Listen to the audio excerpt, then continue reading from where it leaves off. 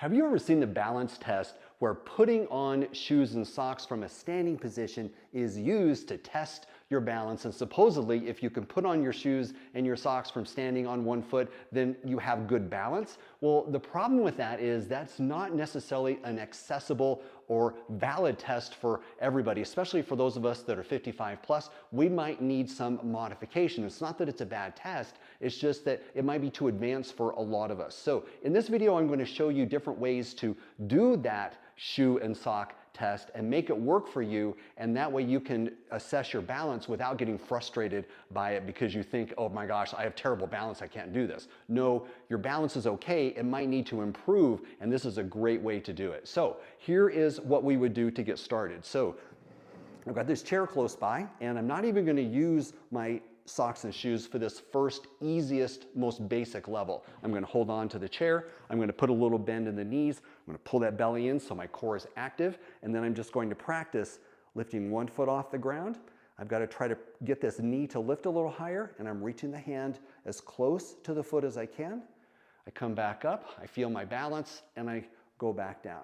The next progression is to do that exact same thing without holding on. So again, if I turn here, you can see just how much I'm rounding my back. So there has to be some flexibility in the spine, and there also has to be some strength in the hip flexors as well as other muscles in order to be able to do this. So you are getting stronger and more flexible by simply practicing the exercise. So here from this different angle, without holding on this time, I'm gonna lift the foot, reach toward the foot. I'm trying to get my hands as close to the foot as I can, and then perhaps lowering down and not crashing. Okay, so that is the first two progressions without even using the socks and the shoes. But let's go ahead and go to the socks here. For those of us that are ready for a little more challenge and we want to actually get into knowing, well, can I put my sock on from standing? Well, let's find out. So exact same technique. I'm going to put a bend in the knees. I'm going to round the back, pull the belly in. This support leg has to be really strong. I'm going to use this leg to start as my support leg, and then I get this sock ready. I lift. I'm going to really reach, go slow, see if you can find that foot, and try to control the balance and come back up. It may be different from side to side. In my case, my left ankle is not as strong as my right, so I have more challenge when I'm balancing on my left foot. So I've really got to concentrate. I'm going slow. I'm finding that balance. And I was able to do it that time. Okay, so that is the next progression. And then, if you're ready for more, we go to the shoes.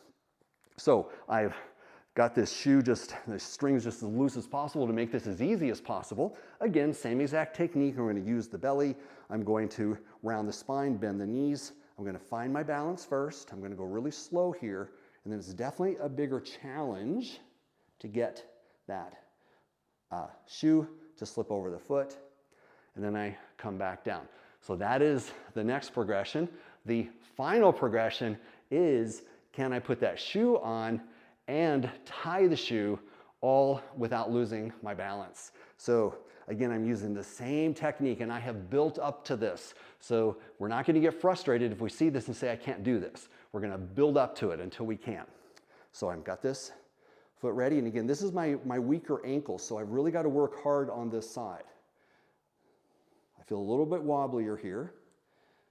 When I've got the shoe on, now can I tie it? Oh, almost lost it. Was able to hold my balance there, and I got it tied.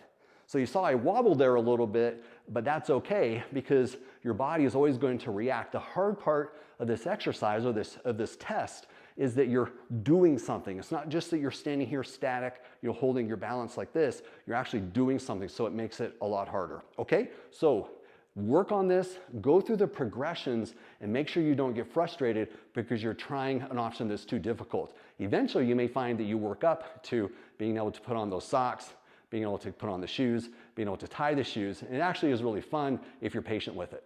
Okay, now there's actually a lot going on here with this test. And if you're interested in doing exercises, workouts with me to help make this kind of thing easier for you, then I have all kinds of workouts that focus on this stuff. So strength, for example, in this exercise or this test, those hip flexors have to be really strong. The hip flexor is right here to be able to get that knee to lift up high. The back has to have flexibility in order to be able to round down. So it's a lot of functional work that we do in my workouts on my website. So you can go there, stayaheadfitness.com, check it out, and if you would like to try a workout, you certainly can. There's a link below for a free workout and also a discount on the membership if that's something you're interested in. All right? Leave a comment below. Happy to answer your questions.